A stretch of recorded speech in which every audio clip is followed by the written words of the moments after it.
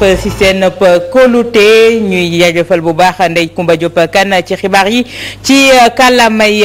Kocc ñu neen dal leen ak jàmm si seen magazine édition du soir niñ koy amale saa su jot tey nag li nga xamante ne moom la ñuy waxtaane bokk na ci ba léegi mbirum Ousmane Sonko ak Adji Sarr gannaaw ba nga xamante ne rebondissement yu bëri am na ci itam teg loxo yoo xamante ne ñu ngi koy teg loxo ñenn ci ay ndaw di leen wër ci seen kër yi xaaja guddi di leen fa jëlee di leen teg loxo ak yenn ci ay déclaration yoo xamante ne jib na jóge ci ki nga xamante ne moom moo di l'enquêteur bi ponk yooyu yëpp dinañ ko waxtaane ak lan mooy doon taxawaayu waa PASTEF ci ponk boobu sax dinañ fi dalal tey Serigne Cheikh Thioro Mbacké di coordonnateur bu PASTEF fële ca diwaanu Touba waaye ni ñu koy defee saa su jot dañ koy séq ak ñi nga xamante ne ñoom ñoo di chroniqueurs yi si plateau bi dinañ ci ànd ak Pape Sané Georges Nesta Diop ak Assane Gueye laata invité bi di agsi ñu soobu rek ci li nga xamante ne moom moo di waxtaan bi mu dabe ñu ci biir waxtaan bi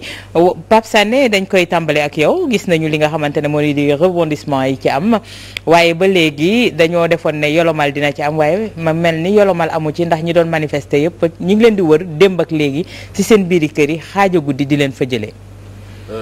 jërëjëf di delloo njukkal téléspectateurs yi di la ziar di nuyu Assane ak Georges waaw xam naa ni moom daañ ko waxaat ni ko ñun fii peut-être que dañuy def li ñu naan gisaane je crois que bi ñu fi mujj toog mooy bi président defoon discours am coïncide ak discours Ousmane Sonko waxoon nañ fii xamaloon nañ ni askan bi fii ni que léegi la combat bi le véritable combat léegi lay door di commencer. mooy combat judiciaire pour ki nga xam ne mooy Ousmane Sonko. ak combat bi nga xam ne mooy combat bi nga xam ne pour le respect des libertés publiques. loolu nag boo gisoon ñu ko doon wax keroog. mooy yu ni mel. man moom lii bett ma woon ni que nguur gi. mbir mi dañ koy jël yemale ko fi keroog jooju rek. pour perte ses profits. déedéet daañu bàyyi nit ñi ñu baisse seen garde. ci biir loolu nag ñu jaar ci suuf di régler yenn régler yi léegi nii rek laa doon wax ak sama benn waayu téléphone. mu ma naan lii est-ce que mën na ko non en fait soo leen seetluwee démarche nguur gi démarche président de la république benn balaa moo wax moom maaleykum salaam ñi nga xam ne ñoo njëkk a wax ci ay ñoñam. ñooñu wanee na ne ni que ñoom mbir mi fas yéene wuñ ko bàyyi ci suuf. ci seen wax rek boo déggee seen wax. yi nga xam ne mooy le ministre de l'intérieur nga jógee fa déglu ministre des affaires étrangères Aïssatou Tall Sall nga jógee fa dégg ministre de la justice. ñeneen ñi yónni ci plateau yi tamit boo déggee seen i wax da nga xam ne ñii pour le moment dañu sës donc faw ñu jël benn moment bi nga xam ne daañu ko nooyi président nag bi mu ñëwee. lañ doon xaar ci moom mooy bu apaisé wax ne que affaire yi dakk na geex na dégg naa li ngeen wax comme ni mu ko waxee dégg naa seen i métit dégg naa seen i doléance daf ci waroon teg nag ni que dootul am benn chasse aux sorcières mais fu mu nekk nii nag ci chasse aux sorcières yooyu nañ nekk mooy que daañu dugg ci kër yi daañu dugg ci mbedd yi daañu dugg ci quartier yi képp ki nga xam ne yaakaar nañu ni bokkoon nga ci wala képp ka nga xam ne gis nañ ci am nañu ay image ne que bokkoon nga ci daañu la jël ci jëlin bu ñaaw parce que ñi ngi gis ay vidéo yi nga xam ne ni ñuy duggee ci kër yi di dóor nit ñi dóor njaboot yi dóor seen baay dóor seen ndey gaañ leen sax loolu dafa bokkul ci état de droit dama ne keroog président la ma waroon njëkk def ci discours am dama ne c'était de condamner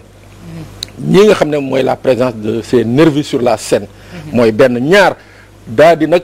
ne ministre de la justice ne saisir le procureur au fin d'une enquête bi nga xam ne daañu déterminer qui sont les responsables ñii nga xam ne ñoo dem recruter nervis yooyu teg leen ci mbedd bi ñu dóor askan bi loolu nag fekk defu ko mooy que discours am bi lu mu ci wax dara du ci am apaisement la woon nii parce que dafa sësoon il fallait ñu may ko fu mu nooyee nooyi na nag léegi nag il va à l'assaut. ñu dalal ci plateau bi ni ma ko waxee woon ci ndorteel bi Serigne Cheikh Thioro Mbacké nekk coordonnateur bu PASTEF bu diwaanu Touba sëñ bi ñu ziar la nuyu la. waaw soxna si ñu lay fay di la delloo ziar bu baax di siyaar ñi ne ci plateau bi yëpp di jiital ci nuyu bi ak siyaar bi xalifatul am di tariqatil muridiyya Cheikh Mouhamadoul Mountakha di ko ñaanal mu yàgg fi loolu te ànd ak wér di siyaar mbooleem xalifa général yi nekk ci réew mi di ndokkeel waa kër Cheikh Mouhamadou Fadal yëpp ci bisu Kazu Rajab bu tedd bi di siyaar suñu Abul Baraka mi nga xamante mooy xalifatu Cheikh Mouhamadou Fadal ak suñu wasila suñu waajur Serigne Cheikhouna Mbackeem Cheikh Mouhamadou Fadal di ko ñaanal mu yàgg fi loolu te ànd ak wér di leen fay nuyoo di fas yéene dugg ci waxtaan incha allah. voilà comme fi Pape daanele rek gis nañu ne kii di seen njiit di président Ousmane Sonko génn na wax président Macky Sall génn wax ñu yaakaaroon ne lépp dina sedd tegu ci suuf waaye li ñu mujjee gis képp koo xamante ne laale woon nga ci manifester googu rawatina ñi nga xamante ne ñoo bokk ci seen i ñooñ di waa Pastef ñu ngi leen di teg loxo ci yenn anam yoo xamante ne Pape tudd na ko. waaw loolu bu fekkente ni gis nga ni situation politique bi demee di nga xam ne du bette ndax d'abord mbir mi loolu moo ko lalal mooy jéem a tas parti Pastef ba bépp élection bu ñëwaat ci kanam dootuñ ci bokkati kon day mel ne Macky Sall démarche bi sumboon rek même démarche moom lay continuer te mbir yi bu fekkente ni dañoo déglu li sëñ bi wax léegi di nga xam ne Macky Sall moom facile yéen reculer day wane da dellu gannaaw pour wutiwaat doole waaye nag day mel ne peuple Sénégal bi li ñu ko wan ci 4 jours yi jàll ci ginnaaw day mel ne tiiri wu ci dara ndax jàppoon naa ne bàyyi Ousmane Sonko rek doyul dañ ko waxoon pour mu bàyyi président Sonko ba pare bàyyi bépp politicien boo xamante ni jàppoon na rek ci manifestant yi te ñun waa Touba ñu am ci ay otage politique yoo xamante ni dañ leen a jàpp nu jéggi dayoo ndax mbooleem Sénégal ba Sénégal daj Touba rek la fi waaye diig ñëw jël si fa ay militants 5 heures du matin 6 heures du matin yeb leen ci oto jàpp leen ci conditions yu doy waar jël leen Touba indi leen ba Dakar te depuis boobu ba léegi waxuñu leen lan lañ def kon nag loolu day mel ne Macky Sall bu mu fekkee ne jàmm moo ko tax a jóg bu fekkee ne day mbubb kilifa diine yi ne kilifa diine dañ ko ñaan pour mu bàyyi day mel ne moom bàyyiwul léegi nag loolu Sénégal yi la ñu jël à témoin rek ba nga xamante ni lépp lu xew ñu ne ci keccet Pastef te xam ne moom ba léegi dafa nekk ci démarche am rek waaw dinañ ñëwaat ci yow sëñ bi Georges Nesta gis nañu situation bi qui tendait à l'apaisement mais diggante démb ak tey moom anam yi ñuy jëlee ji nit ñi rawatina way manifester yi ça ne tend pas à l'apaisement. waaw je crois que ça ne tend pas du tout à l'apaisement surtout que si li may jot dégg am na au moins 500 jeunes maanaam juróomi téeméeri ndaw yoo xam ne en tout cas manifestants yoo xam ne dañ leen identifier ci ay caméras ci ay sites yu bëri maanaam les magasins Auchan ak yeneen yi ci caméras yi nekk même sur la rue donc 500 juróomi téeméeri yoo xam ne 300 yi déjà ils sont sous mandat de dépôt en fait ils sont actuellement en prison. ñeneen ñi moom dañ leen doon jàpp ils sont dans les commissariats et cetera mais ñeneen ñi ils sont déjà envoyés dans les prisons 350 je crois. donc loolu je crois que du tax mbir mi xaw a sedd surtout nuñ ko doon ñaane ak nuñ ko bëggee woon parce que man dama yaakaar ne bu ñu demee ba certaine opposition bi jàpp ne du opposition bi sax li mooy mouvement M2D jàpp ne day wane boppam le samedi je crois samedi prochain am na sax ñuy génn comme waa Forum Civil ku mel ni Birahim Seck ne moom il comprend plus lu tax ni kon ne di manifester malgré temps favorable à la paix bi ñu am nii. mais je crois que sur ce côté-là lui-même il dit qu'il assume ses propos donc c'est son droit le plus absolu mais je crois que pour ñu gën a apaiser situation bi mooy nañu fexe au moins ba bu ñuy jàpp nit aussi bu mu nekk rek sur les faits de dénonciation parce que dénonciation aussi dafa am. Il y a ce qu'on appelle la dénonciation calomnieuse. Police mën a dugg ci biir koñ yi ñu nekk diw mi ngay gis nii bokkoon na ci. te da ngay gis tout de suite ci réseaux sociaux sax dañuy wane ay images ne leen kii dem leen jàppi ko bokkoon na ci alors que peut-être image boobu dañ ko ku nekk xam nga réseaux sociaux yi nu muy demee. donc je crois que loolu war nañ ko éviter aussi war nañu éviter di jàpp nit ñi ci loo xam ne c'est des faits de dénonciation calomnieuse maanaam nit tollu fa nekk diw mii ci la bokk. te sans preuve. te nee nañ dénonciation yooyu ñi koy def mooy waa APR. voilà certainement parce que man dama koy gis ci les réseaux sociaux ñu photo nit. fetlu benn booy nekk kii ci la bokkoon keroog def na lii dugg na fii gis nañ ko mu yor lii donc xam nga loolu baaxul. parce que mën na nekk ku sa noonu moo la dénoncé alors que sur les faits en réalité bokku ci. donc loolu je crois que bu ñu bëggee jàmm bu ñu bëggee apaisement loolu dañ ko war a éviter. ensuite luy indi apaisement bi le plus mooy que nervi yooyu ñu ne noo keroog ci manifestation yi passé yëpp ay waa APR la ñu am na ñu leen identifier parce que ñun gis nañ leen am ñu leen gis.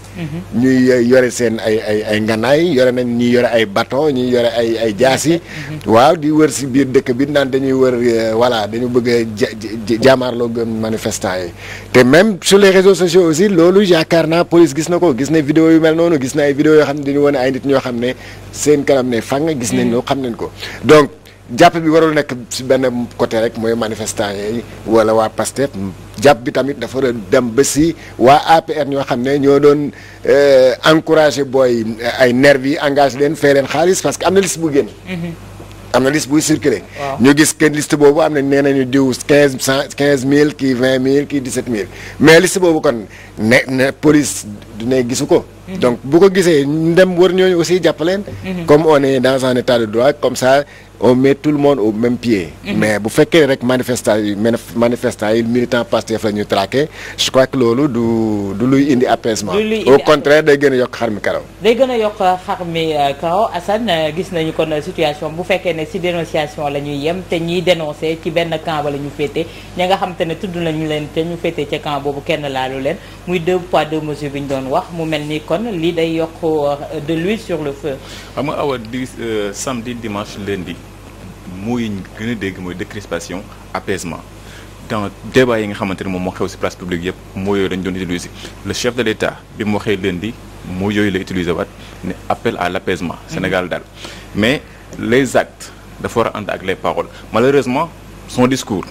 c'est un discours d'apaisement mais les actes qu'on compose après bi mu defee discours am pare àndut ak dara luy wane apaisement parce que mënoo woote ni jàmm laa bëgg réew mi dal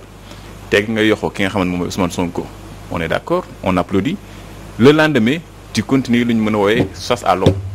képp koo xamante ne manifestant la woon gis nga ko ci vidéo wala dégg nga ni sax ñu ne kii manifestant nga dem jëli ji ko ak jëlin bu ñaaw ñuy mbir dem ci loo xamante ni day gën a yokk coow li man loolu laay jàpp fi mu toll nii ndaxte li ñu doon xaar moom mooy les autres manifestants les autres membres de la société civile qui ont été arrêtés sans même manifester il faut le rappeler Guy Marius Sagna Assane Diouf Clédor manifesté wuñ jàppe ji nañ leen ñooñu lañ doon xaar ñu boole leen ci ñi ñu génne ngir réew mi gën a dal alors ça n'a rien à voir avec ce qui se passe aujourd'hui et du loolu lañ doon xaar ci le chef de l'État du loolu lañ doon xaar sur ce régime là ça rejoint un peu ce que disait tout à l'heure Pape Sané ils ont posé des actes certains d'entre eux ont parlé avant le chef de l'État Antoine Diome Aïssata Tall Sall c'est-à-dire les actes propos yooyu la àndal donc le chef de l'État dafa mel ni poudre aux yeux bu mu indi woon au devant de la scène waaye actes yi ki koy posé mooy ki nekk ci ginnaaw te njëkk a wax muy le ministre de l'Intérieur ndaxte moom moo diriger cette police là moom moo diriger ñi nga xamante ni ñoom ñooy def ces actes là qu'on peut appeler benn chasse à l'homme alors bu fekkee ñi ngi ci à un niveau boo xamante ni ñëpp applaudiroon nañ ñëpp kontaanoon nañ parce que jàppoon nañ ni dinañ fay coow li ñu tàmbaliwaat yeewaat beneen fitna ndaxte fitna sànq dama ko fi doon wax mënoo fekk nit di jooy nga bëgg ko noppiloo te teewoo loxo kiy dóor te fi mu nekk nii nag dóor yi mi ngi wëy te am na ñoo xamante ne yar bi bu safee faaw ñu fipp faaw ñu fippu tey lan moo fas yéene doon seen taxawaay naam jàppoon ngeen ne mbir mi naam njiitu réew mi waxoon na apaisement wax yi ni mel waaye tey ñu ngi continuer di leen xoqatal comme ni nga ko waxee di teg loxo seen i ñooñ tey lan moo fas yéene doon taxawaay bi ndax da ngeen di wéyal xeex bi ndax waxtaan ak kilifa diine yi yaakaaroon nañ ne dina indi jàmm ji waaye tey jii ki yor yat wi di dóor ma ngay wéy di dóor. waaw taxawaay bi de ñaari taxawaay dong la war a nekk bi ci njëkk mooy jàkkaarloog moom ndax ñun dañoo yàgg a gëm ne Macky Sall du ku ñuy waxtaanal koo xam ne da nga jàmmaarloog moom pour mu bàyyi li muy def la ndax li ñu naan ko xamut buur saay na ñu ne la buur dee na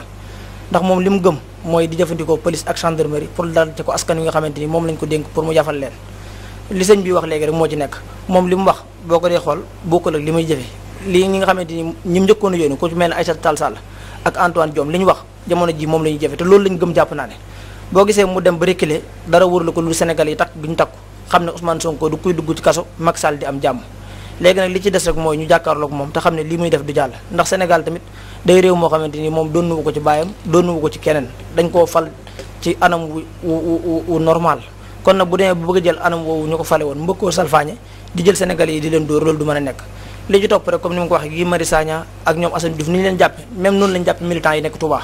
ndax Touba ñëpp xam nañ ne dëkk la boo xamante ni benn baat moo fa am muy baatu xalifa général des mourides te xalifa général des mourides lu mu wax ñun ci la ñu tënku kon amutoon benn droit di dugg Touba ci anam yu mu fa duggee di jël ay militants di leen kidnappé di leen indi Dakar te ba nii may waxee ni Touba dégguñu fa benn manifestant boo xamante ni moo fa am ba fii may waxee yu nii te ba nii may waxee yu nii militants yooyu tey jii def nañ leen mandat de dépôt yóbbu leen comme manuel te ba léegi attewuñu leen te ba léegi waxuñu leen ci anam yan lañ leen toppi te kenn ki li ci gën a doy waar mooy handicapé la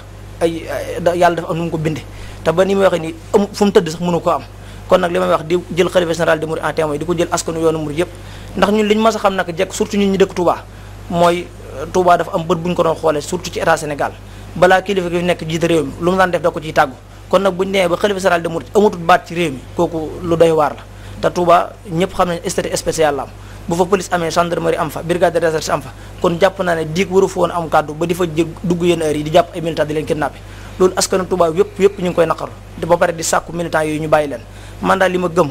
te xam ko mooy Macky Sall moom du ku ñuy waxtaanal ku ñuy jàpp ci loxo weñ ko la ne ko na bàyyi li muy def te lii bu fekkente ni mi ngi continuer président Ousmane Sonko dina génn wax ak militants yi ñu dellu fañ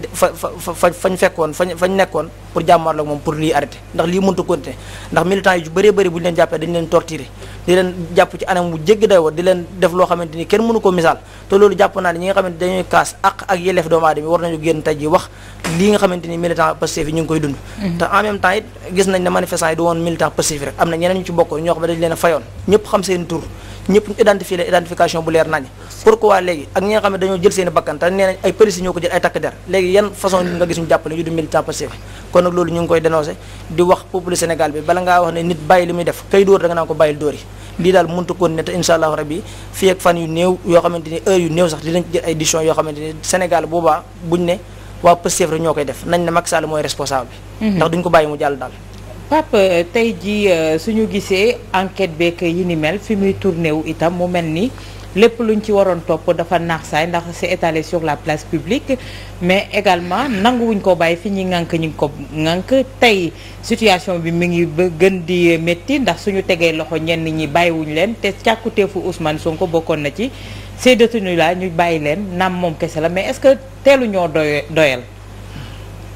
waaw mais xam nga dañu nekk ci dëkk ñun ñëpp ñu bokk ku ci nekk comme ni ma ko waxee am ci une responsabilité xam nga dëkk bi fu mu toll woon fan yi ñu jógee muy Ousmane Sonko muy opposant muy acteur société civile muy nguur gi ku ci nekk amoon nga benn responsabilité bi moo doon lan mooy que fa mbir mi yemoon mu bañ fa weesu parce que bu fa weesu woon rek il fallait s'attendre au pire donc kooku ça a été un sens de la responsabilité bi nga xam ne qui a été partagé de manière générale mais ça a été partagé mais il y a un mais bi mooy lan mooy que quelque part ndax dëgg moo ko laloon tey on est en train de se rendre compte que dëgg lalu ko woon dans la mesure où on a la nette impression que tey y a certaines autorités ñu ngi instrumentaliser des lois au détriment du droit international bi nga xam ne ñun dañu signé ay convention Sénégal daf ko signé notamment la charte universelle des droits de l'homme et tout bi nga xam ne dafa may doomu aadama ay yelleef ci wàllu résistance et qui concerne wàllu marche wàllu liberté mais loolu tey jii boo ko xoolee nga gis arrestation yi mun nañ jàppee ni que teg ko ci cadre arrestation arbitraire parce que tey néew ma ñooñu peut-être dañu war a jouir de l'impunité ñi ñuy tey nii mais dama ne dafa am cas bu nekk dafa am nuñ koy gérer buñ demee ba identifier Pape Sané xam nañu fa Pape Sané dëkk war nañ ko mun a dem convoquer indi néewuñu ci réewu mala c'est-à-dire ci ay mala rek ngay dem àll ba fekk la ñu dugg toolu jàmbur nga jël yatti dóor nga ñàdd fii dañ nekk on est entre citoyens c'est-à-dire dañu jox cër citoyen yi def nañ fi la nga xam ne dëkk bi xaw na tàkk lañ fi def mooy lan mooy foqati di jóge tufli ci ay yelefu doomu aadama c'est-à-dire tey jii il faut que l'État à commencer par le président de la République ñu comprendre ni que les Sénégalais lii fi xewoon du Ousmane Sonko du Pathé Ndiaye du Birima Sénégalais yi la ñoo ko xool droit dans le blanc des yeux xamal ko ni que ni muy doxalee ñoom ànduñu ci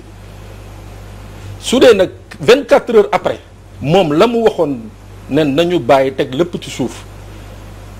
24 heures après les services étatiques yi nga xam ne qui sont sous sa responsabilité jóg di def une chasse aux sorcières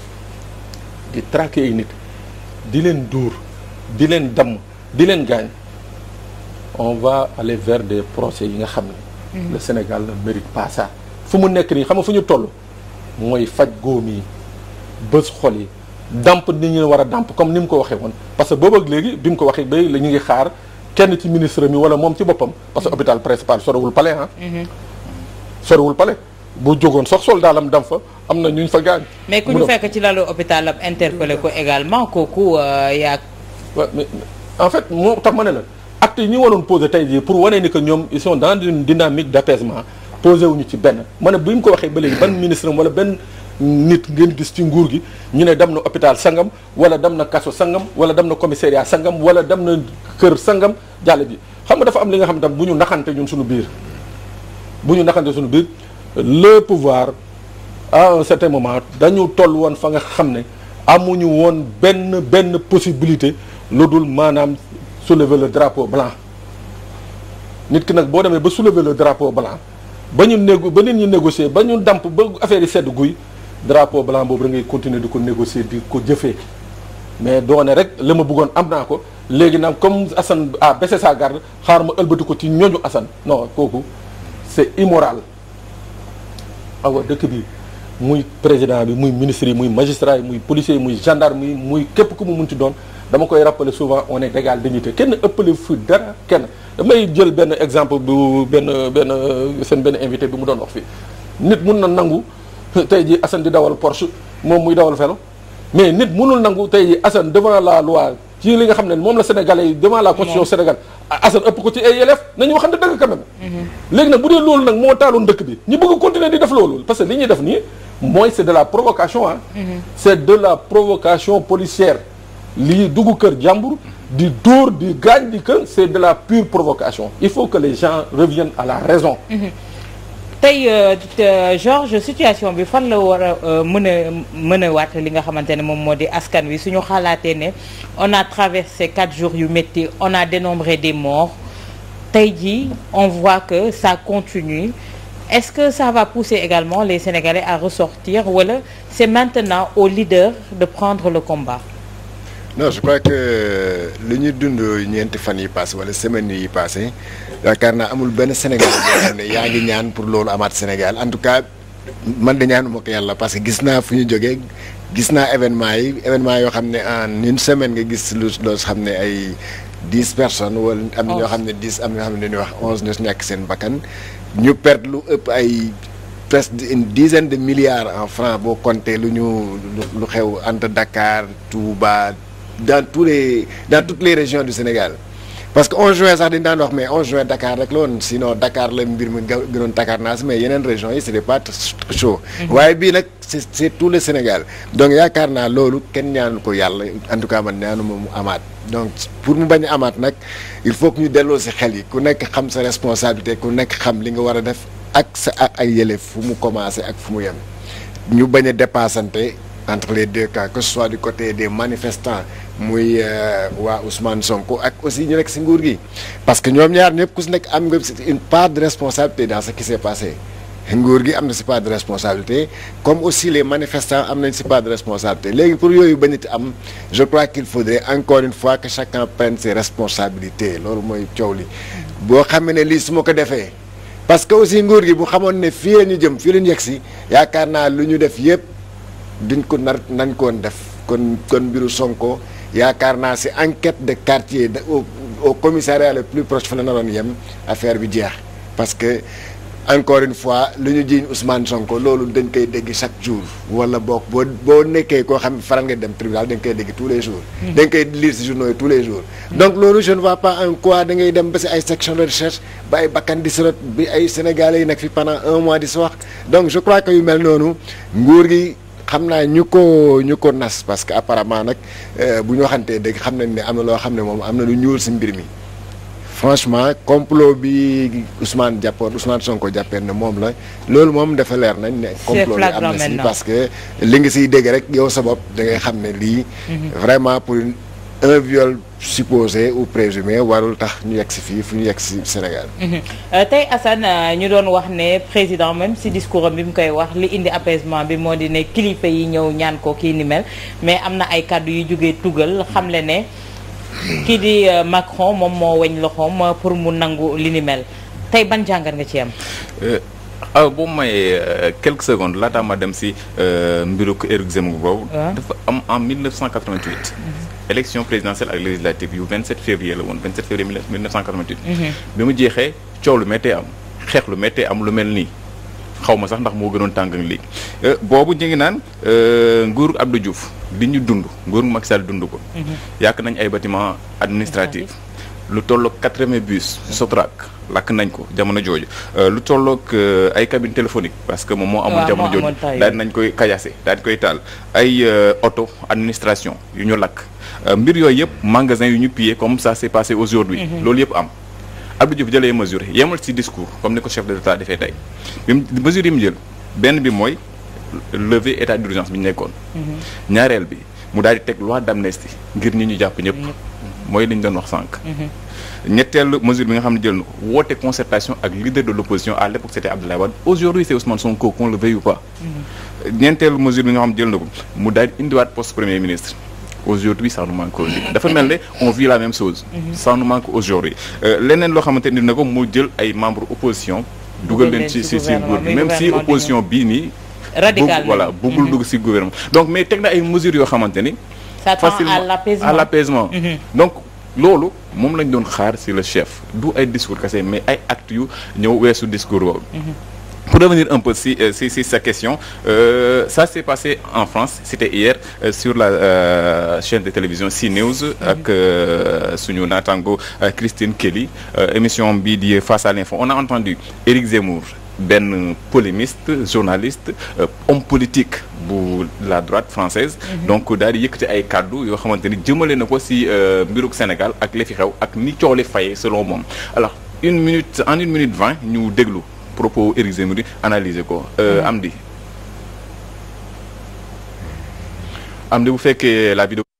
ñu daal di déglu Éric Zemmour ak déclaration bi mu def ci coow li amoon Sénégal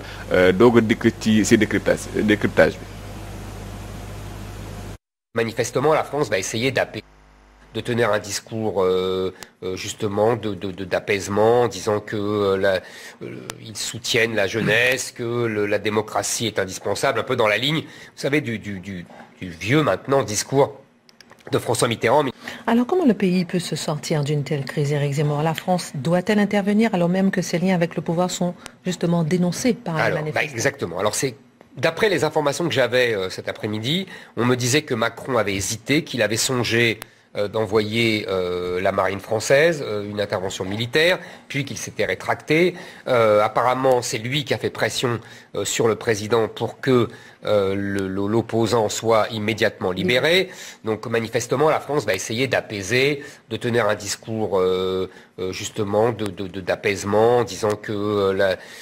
ils soutiennent la jeunesse, que la démocratie est indispensable, un peu dans la ligne, vous savez, du vieux maintenant discours de François Mitterrand en 1989, disant que désormais il faudrait des régimes démocratiques dans tous les pays africains et qu'il y avait plus la guerre froide et donc on ne tolérerait plus. En vérité, ce discours a vieilli, c'est-à-dire que le double discours français se voit. C'est-à-dire d'un côté, on fait des beaux discours sur la démocratie et de l'autre, on soutient bien souvent des tyrans, dictateurs, corrompus, etc. Là, la France devrait se mettre au clair avec sa politique africaine. On est en train de se mettre à dos toute la jeunesse de ces pays parce qu'on est identifié aux vieux tyrans corrompus, vous voyez, qui refusent de passer la main, etc.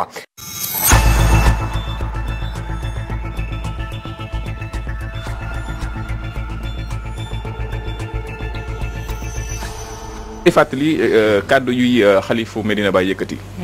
waxtaan na ak Macky Sall waaye du dégluwul kilifa diine yi waaye déglu na Emmanuel Macron bu ñu dégloo kàddu Éric Zemmour si ce que Éric Zemmour dit est vrai. On peut débattre sur la personnalité d'Éric Zemmour. mu neex la mu nakari la am na ay côté yoo xamante ni ñu bëri duñ ci ànd ak moom. C'est un ultranationaliste, c'est un raciste assumé, qui l'assume. C'est quelqu'un qui n'aime pas l'islam, qui n'aime pas les Noirs, qui n'aime pas les Arabes, et qui l'assume, qui le dit sur les plateaux, qui dit que l'islam insulte le Syrie aux France. Donc il y a des choses yoo xamante ni buñ ko décrire ki nga xamante mooy personnage kii di Éric Zemmour day doon loo xamante ni mën na poser question par rapport à crédibilité à sa parole. Mais décrier na également la politique de la France dans les pays africains mi ngi koy décrier également ne dañu war a soppi li nga xamante ne moo di jamono. Effectivement il le dit parce que moom Éric Zemmour ba tey si émission bi mi ngi naan France dafa war a xoolaat xar kanamam ci Afrique parce que dafa dem ba dañu méngale France ak les dictateurs. maanaam boo xoolee benn dictateur réew France ngay gis ci moom. que ça soit dictateur bu mën na doon ci réew Afrique li xew Afrique position bu suñu chef d'État yi def la jeunesse dañuy jàpp ni réew France moom moo ko def. donc muy doon boo xamante ni c'est légitime on peut se poser des questions. si ki ko wax. mais on doit aussi se poser des questions si li mu wax. ndaxte y a une part de vérité dans ce qu'il dit sëñ bi tey dégg nañu moom li mu wax ne kilifa diine ñaan nañu kii di Macky Sall deltu ci ginnaaw mais dafa mel ni li ko waa France ñaan moo tax mu deltu ginnaaw ci mbir mi kon ndax yaakaar ngeen ne mbir mi dina fay ndax kilifa yi woy nañ di ko ñaan mu tànqam lu leen. waaw loolu moom soxna Awa ñun ñëpp naka jekk moom lañ mas a gëm man bokk personnellement loolu laa mas a gëm naa ne dégluwul kilifa diine yi te mosul leen a déglu ndax mbir yi bu ñu fàttali fi mu tàmbalee ndax bi mu tàmbalee rek ku ci mel ne sëñ Abdou Mbacké di sëriñ ci président Ousmane Sonko jël na ci dox ci ay tànk yu am solo tànk yi mu tàmbalee ko ci xalifa général des mourides dem waxtaan ak moom leeral ko situation réew mi fi mu toll ak lii fa mu mën a yóbbu réew mi xalifa général des mourides ne ko dégg naa la dinaa wax ak ki jiite réew mi te it am nañ information ne wax na ak moom ne ko bu réew mi tàkk si ay loxo te ñëpp xam nañ ne réew mi tàkk na ci ay loxoom. kon moom dèjà dégluwu ko bi mu fa jógee dem na waxtaan ak Cheikh Mahi moom sëñ Abdou dem waxtaan ak xalifa kunta kunta yi dem waxtaan ak Ndiassane teewoon la fi demul kon nag jàpp naa ne moom la mu waroon a def na ko ba tey jii rek xalifa général des mourides woo na ko sant ko ci tànk yi mu doxoon xamal ko ne ko la ma waxoon lépp gis naa ko kon kooku ma ko jox comme information fii. mais pour man bu doon déglu xalifa général yi lii mu jot a def du ko def kon nag moo lay wan ne réew mi la président Idriss Seck waxoon boog wala la Idriss Seck waxoon ne réew mi ngeen ko dénk dégluwu ci xalifa général yi dégluwu ci Sénégal yi français yi da ci déglu tey ji histoire dafa jox Idriss Seck dëgg. Idriss Seck wedd boppam. waaw moom la engagé waaye moom waxoon na loolu. kon tey day mel ni ñoom seen i waxi démb comme li sëñ Abdoulaye Mbacke waxoon seen i waxi démb ak seen i jëfi tey tout le temps du méngoo te sëñ Abdoulaye daana wax naan booy jàpp góor da nga jàpp koo xam ne waxi démb ak jëfi tey méngoo nañ waaye moom ba mu waxee loola tey ji histoire jox na ko dëgg ndax tey ku ci nekk xam ne situation yi ni mu demee Macky Sall favorable doon ci côté te dafa jëloon décision pour xeex ak Sénégal yi te décision boobu ba léegi encore une fois wàcc gu ko ndax boo gisee li xewaat ci ñaari fan yi ak ni ñu jàppee ndaw yu Pastef di nga xamante ni tey jii fu Sénégal eggaat gannaaw yàlla moom la Sénégal nag duñ ko bàyyi mu di ko yàq il faut que dinañ jëlaat suñuy matuwaay ndax ñun moom bu bàyyiwul duñ bàyyi encore une fois ndax Sénégal kenn gënuñu ko bëgg Sénégal kenn moomu ko te réew mi li si Ahmed Tidiane Sy Al Maktoum daan wax am réew buñ demee ba ku ne taxaw ne yàq ma gënal yow da ngay fexe ba loo mën a yàq nga yàqu te surtout nag ki nga xamante ni yàlla dogal na moo jiite réew mi nga xam sécurité réew mi ci moom la waroon nekk bu jëlee ñoo xamante ni yoruñu ay pistolet yoruñu arme yoruñu dara di leen jàpp ci yenn anam yi day daal di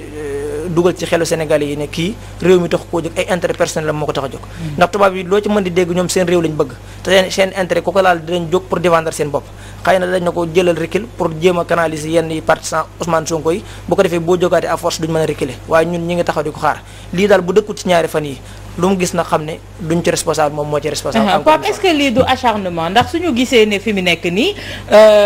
liñ koy toppee tey ji Ousmane Sonko c'est étalé sur la place publique complot bi mu ngi gën di leer ndax suñu déggee ki nga xamante ne moo yoroon l'enquête bi wax ay audio yuy fuité yoo xamante ne ñu ngi koy prêter kii di Adji Sarr on va pas affirmer que moom la mais ñu ngi ko koy prêter. Ça démontre largement le complot et si l'État continue dans cette lancée est-ce que du doon acharnement est-ce que du doon également au détriment des Sénégalais et c'est lui le garant de notre sécurité. waaw mais awa xam nga mbirum complot bi je crois que léegi moom gars yi dootuñu ci sonn sax di waxati mbirum viol bi moom. mais de jour en jour ça devient de plus en plus clair. Non, ça a été édifiant dès les premiers jours. ba ko nit ñi waxee. wax déjà mooy plainte bi ak certificat médical bi rek nit ñi bi ñu gisee loolu rek la plupart des personnes étaient édifiées sur la tournure qu'allait prendre cette affaire là tey l'enquêteur principal bi nga xam ne moo yoree woon mbir bi génn def moom wax c'est-à-dire quelqu'un qui a décidé de rompre sa réserve li nga xam ne constitution moo ko teg ko ci ndondam ne ko yow waroo wax mu génn ne non moom dina wax daal di wax te li mu wax yépp daanaka dafa dëggal rek la nga xam ne nit ñi moom nañu xamoon yokk ci nag yeneen mooy gune gi ci boppam moo ko ne moom capitaine Omar Touré mais est-ce que lii nii man duma ci am problème xam nga loolu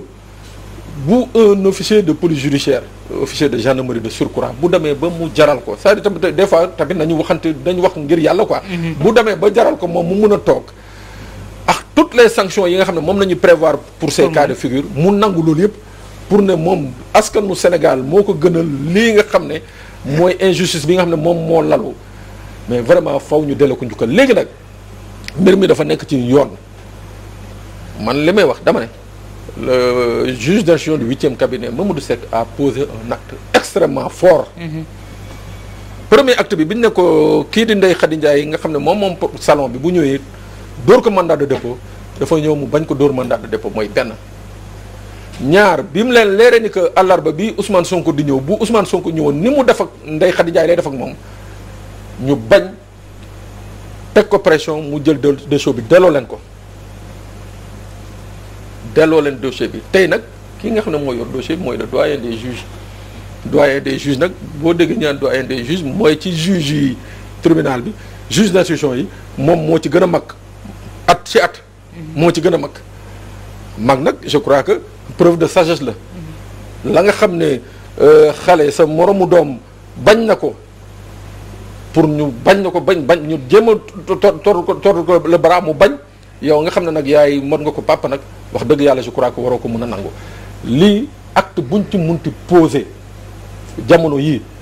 injustice dong la dafa am li nga xam ne dafa leer nañ tey nañ ko waxaat mooy que gendarmerie tey liggéey bi mu def nañ leen ko sant gërëmee leen ko nag c'est vrai que tamit yenn saay ju wàcc yoon mais tey bii mi dañu def liggéey ba nga xam ne wax fa dëgg yàlla il faut qu'on leur reconnaisse ça kon nag mbir mi pour mu gàtt c'est-à-dire mbirum viol boobu moom nañ ko jël dem teg ko fële amatul solo amatul njëriñ mais nag ñii nga xam ne ñoo nas mbir mi dans une république ñii nga xam ne ñoo tax ba ay bakkan rot ñii nga xam ne ñoo tax ba ay nit am ci ay laago ñoo tax ba tey jii am ay commerce yi nga xam ne doxatul mënatul dox non ñooñu bu ñu leen bàyyee noonu mooy que dëkk bi jàmm du fi am nañu waxante dëgg nag c'est-à-dire kilifa yi di ñoo doon ñaan nañu ñaan mu sedd parce que dañu tuumaloon doomu aadama te doomu aadama bi ñu tuumaloon leader politique la leader politique ba nga xam ne dañ naan moom xëy na bokk na ci ñi nga xam ne Macky Sall ëllëg bu fi jógee mën na ko remplacer loolu mooy premier problème deuxième problème bi nag mooy nañu fexe ña nga xam ne les Raspoutine de la République ñii nga xam ne ñoo indil sénégalais ñombe bi non ñii kenn waru leen baal kii c'est-à-dire man dama jàpp ni que sénégalais bu ci nekk ci ñun yi dañu waroon def une pétition daal di dem defi une plainte collective jébbal ko procureur de la République 16 millions de sénégalais yi signé ko parce que ñii kenn du leen bàyyi ñii sont des dangers publics. Que doit-on attendre Georges de Ousmane Sonko tey jii bu fekkee ne situation bi toll na fi mu toll te gis nañu ne il avait un discours très radical ci li nga xamante ne moo di li ñu doon laaj il avait énuméré même 9 points. waaw mais 9 points yooyu je crois que c'est loolu pression politique la rek. moi je crois que moom dem na ba gëm que ne lii complot la xeex nag dafa am xeex judiciaire. bataille judiciaire bi man gëm naa ne que actuellement bataille judiciaire bi bépp Sénégalais amul benn Sénégalais tey bi nga mën a yee si nelaw mu nee la Ousmane Sonko dafa doon siif Adji Sarr loolu moom dañ koy teg na leen man yaakaar naa sax dossier bi il sera classé. mais ñii dañu jëm di ci avancer loolu mooy. wax non loolu yëpp. bon je crois que acharnement. non c'est-à-dire dossier wu viol bi si boppam boobu moom je crois que mënatuñ si dem parce que boo gisee li si xew. Pape Sané wax na ko léegi avec le gendarme boo xam ne tey Touré. mi nga xam ne gis nga lu mu wax. à ses risques et périls. à ses risques et périls ku nekk xam ne ne il a pris de gros risques. parce que quand même nu dénk la enquête nga si doon dox enquête bi pareegul yow nga ne da ngay démissionner là moom sax kasoom xëj na si. moom nee na sax moom dina wuyu ji fële vendredi prochain. te xam nga ne. bu demee peut-être vendredi sax du ñu visi këram. parce que c'est sûr donc kooku bu demee ba ne je prends le risque de le faire am na loo xam ne gis na ko si mbir mi te loolu véritablement si aqutaa taalam na toll ne lii du ma si dox du ma si ànd donc loolu bi si amee waxuñu yemuñu foofu avant lui Mamadou Seck le juge Mamadou Seck kooku tamit def si setloon loxoom. donc ça c'est beaucoup de faits yoo xam ne sans compter maintenant les autres complots ay turu waa APR yu ñu si wax donc ce dossier là je crois que dossier bi pare na on va le ranger pour de bon léegi kay leneen la ñuy wax leneen benn mbir la ñuy wax fu mu nekk daal je crois que c'est une bataille politique boobu nag ku ne xam na lan la mooy peut-être bàyyi Ousmane Sonko noonu sous contrôle judiciaire jusqu'à quand mën na dem nag ba parce que contrôle judiciaire amul ab mën na dem ba 2024 ñu koy topp ba bu ne damay bëgg a nekk candidat yu nekk non yow mënoo nekk candidat comme ni def Khalifa Sall comme ni def Karim Wade donc loolu actuellement mooy combat politique boo xam ne moom la Ousmane Sonko war a mener sur le terrain bañ li daloon Karim Wade dal ko bañ li daloon Khalifa Sall dal ko mais juridiquement fu mu nekk nii yoon yaakaar mënatu ko topp si affaire viol wala leneen. mais quelle position la war a adopté tey jii par rapport à ces 500 détenus yooyu nga xamante ne tey jii. ah non mais moom yaakaar naa loolu bàyyi ko keroog wax na ko bi muy def discours am nee na dina nemmeeku ji noonu ñëpp ñoo xam ne ñàkk nañ seen bakkan ensuite ñoo xam ne par exemple seen état de santé dafa laaj ñu jàppale leen sur le point de vue ñu war a dem hôpital wala ñu kii dina leen parti bi leen jàppale donc je crois que sur ce côté là c'est loolu bon man bokkuma parti donc ça loolu moo xam li ñu ko war a def mais moom waru leen a fàtte parce que war na xam ne peut-être ñoom bu fekkoon ne xeex bi téeméer la 50% yi moom moo ko waral parce que si mbiram lañ ko jaarale même bu fekkee ne sax ñeneen ñi dañoo mer seen mer génne profité si affaire Ousmane Sonko pour manifester seen mer. mais donc moom war leen a fàtte war leen bàyyi il faut que mu taxaw di xeex. même parce que là aussi je le répète encore man gëm naa ne que xeex bi sur le plan judiciaire loolu. c'est écarté c'est déjà écarté affaire viol bi kenn waxatu ko d'ailleurs yow gën nga ko dégg sax xanaa temps yi rek la koy dégg nii que voilà parce que avec la sortie du gendarme ak li commentaire yi gars yi di wax diw moo bind lettre beeg. avocat bi moo bind lettre beeg affaire yooyu donc mooy les révélations que les gens en font de jour en jour di gën a fragiliser parce que chaque jour nga dégg si lu bees rek lu bees loolu day gën a wàccee mbir mi day gën a jox Ousmane Sonko dégg bu fekkoon ne chaque jour nga dégg si kaddu bu bees boo xam ne day enfoncer Ousmane Sonko si xel mën na ñaaw nga ne lii kat gëm naa ne Ousmane Sonko moo ko def mais kaddu yi ngay dégg xibaar yu bees yi nga si dégg yépp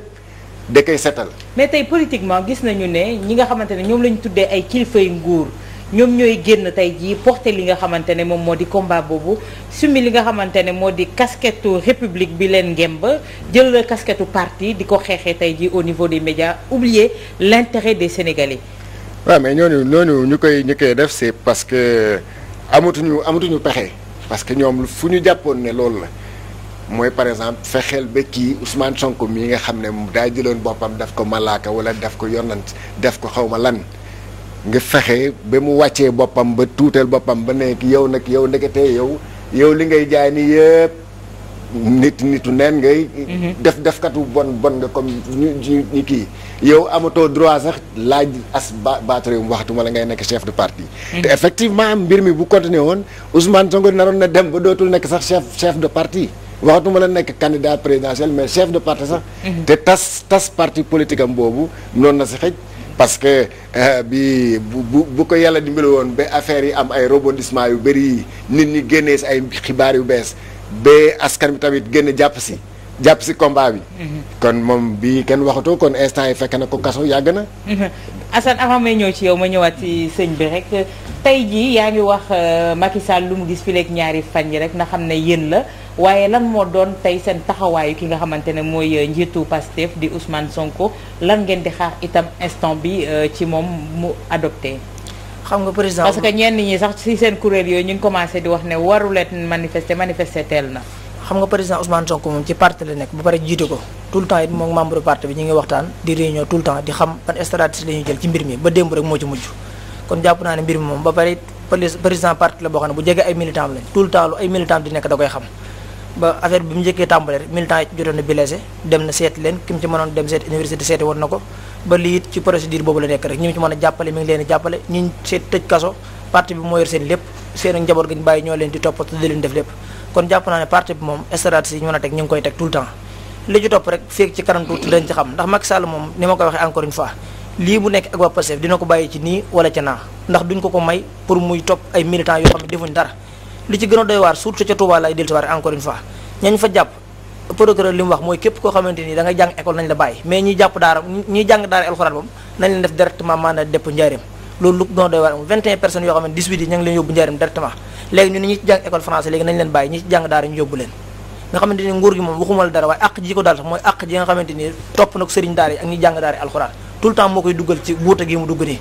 ñun daal li nga xamante ni ñu ngi koy wax di jël kilifa diine yépp nga xamante ni Ousmane Sonko ku leen déggal la luñ ko ñaan may nañ ko ndax ñëpp xam nañ ne mbir bi muy doon tàmbali jël toon décision wuy ji yoon bi ko sëriñam ñaane dane ko loo ma ñaan daala ko may dem jàkkaarloog siis bi dem wuy ji ko li ko dal lépp mën na la foofu la bàyyi ko waaye sëñ Tuubaa day faral di wax lu am solo ndigal moom caabi la bu ëppee du tijji bu yeesee du tijji waaye ku jëfe ndigal xalaa ko yàlla di nga gis fay ga moo tax lii ko Sénégal yi wan fan yi ak bëgg gi ñu ko bëgg ak mu jaral leen seen bakkan ñu ci bëree bëri ñàkk ci ay loxo ñu ñàkk ci ay lu ne te président Ousmane Sonko yi wax lu am solo mu ne lii nga xamante ni dañ ma koy tuumaal bu ci dara nekkoon dëgg du ma nangu benn Sénégalais xool ci surtout mu ci faatu loolu lu am solo la buñ ko minimiser wax jooju wax ju am solo la li nga xamante ni moo ci nekk rek jàpp naa ne ñi ci faatu président Macky Sall ginnaaw bu mu jaalee seen njaboot war na dem jox leen ndàmpaay woote benn loi amnistie képp koo xam ne dañ lay topp ci mbir mi ñu bàyyi la tourné waat passe bi demaat ci beneen boo xam ne day liggéey Sénégal ndax Sénégal jàpp naa ne soxla wuñ lii li ñu soxla mooy lu jëmale réew mi kanam te bu fekkente ni benn objectif la am ci président Ousmane Sonko muy du nekk candidat te olof day faral di wax lu am solo mooy garab ngay nekk penc law bi di ko gis ba di ko gor bu yàlla ne président Ousmane Sonko moo koy wut munta fexe ba président Ousmane Sonko di ko wut te nag ku iñaane sa ndonin sa deewin ñaaw day yàgg rek waaye xalaa kulli alin président Ousmane Sonko dina ko wut li ma gën a bëgg na mooy mu rafetal ko te bañ cee ñaaw mu rafetal te bañ koo ñaaw Assane tey ji kon la situation benn statu quo la ñu nekk xamaguñu fan la ñuy jëm ak fan la ñuy mujjee parce que nit ñi itam si situation bi am ñi ngi toog di xaar Ousmane Sonko génn wax. Bon, je me dis que Ousmane Sonko def na li mu waroon def pour man bi mu génnee wax na. li mu wax nag mooy déjà gën a rester ci terrain politique bi parce que c'est important parce que moom moo ko may li mu am. ñaareelu mbir bi wax ni lii ak lii lañ bëgg te fii lañ war a jëm. situation bi kenn rek moo ko mën a lijjanti duñ ci taay yi di ko wax c'est le chef de l'État mais sëñ bi wax na ko léegi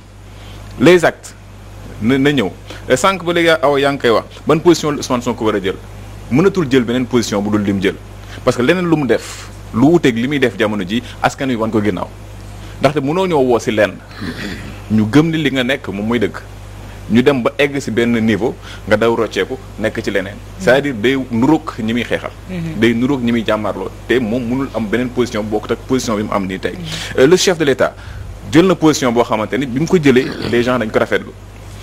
ñu denk foo xamante ni ñu ngi si statu quo waaye ba tey damaa gëm ni egguñu point de non retour eggaguñ foofu ba tey y a des postes yoo xamante ni mën nañ ciy dugg ngir mën a génn si liñ am sànq maa ngi rappelé les mesures yi nga xamante ni moom le président Diouf jëloon ak en 88. C'est des mesures yoo xamante ni c'est toujours d'actualité. Mais est-ce que les hommes sont les mêmes également? C'est ça la grande différence, Assane. Du tout, les hommes ne sont pas les mêmes parce que kii bi rek moom moo koy wane entourage am rek moom mooy wane ni déjà bokkuñu ndax les discours yi mu doon tenir. ak discours yi ñii di tenir tey du benn ñaareel bi mbir yi jeexee. ñenn ñi commencé woon nañ am changement par rapport même ak ni ñu doon waxee. ci plateau yu mujj yi. mais démb ak tey. yaa ngi leen gisaat ñuy dellu ci seen vieux démons yi. ci di tenir discours yi nga xam ne ñu ngi ko doon tenir avant coow li di egg fii donc loolu day attiser waat tension bi indiwul jàmm. pour ñu indi jàmm faaw ñoom ñu nangu déjà. que ni egg nañ foo xamante ni buñ pousser le bouchon réew mi explosé. te explosion réew mi nag war na rus mu jóge seen loxo. en 10 secondes tey ñu ngi doon accuser sénégalais yi ci ay lobby ñoo nekk seen ginnaaw des terroristes ñoo nekk ci seen ginnaaw mais mbir yi defe naa ne depuis 48 heures changé na quand. waaw mais xam nga loolu. ces lobby là ça montre maintenant que c'est de l'autre côté. waaw moo leen wan ne koy ay mbirum caaxaan la rek xam nga awa simplement pour faire très simple quoi jël. ay kilifa mën a taxaw dama ne taxaw xool sénégalais yi dans le blanc des yeux naan leen dafa am ay terroristes yu rax fi ma ne la ci moment boobu fii laa ko wax ci moment boobu jour yi ñu koy wax bi ko ministre de l'intérieur di wax am na benn service fii service de sécurité bu jël benn élément mu dugg ci auto civil auto personnel am di dem Ziguinchor ñu jox ko ay grenade ak ay munitions pour mu yóbbu ko kooku am ay boy yu doon manifester ci yoon bi dogaale ko dëkk bu ñu naan terrorisme daañu jël ay armes ak ay munitions di ko bàyyi muy circuler librement nii. ñii dañu yàpp nit ñi. non dañu yàpp nit ñi c'est-à-dire il faut que tamit ñu jox tuuti gëdd ak tuuti cër sénégalais yi. weeguñu ñu quoi. man c'est mon propos quoi weeguñu ñu. Georges en 10 secondes également ci question boobu rek c'est les lobbies yi ñu doon taxé sénégalais mais dafa mel ni lobby yooyu tey ñoom ñoo nekk ci ginnaaw président de la République. non loolu je crois que wax ko daanu saret la man wax naa ko fii keroog aussi comme quand le parti socialiste disait que ça c'est des coups montés minutieusement préparés bon loolu parce que lu ñu préparé minutieusement ça veut dire que am na benn Sénégalais au moins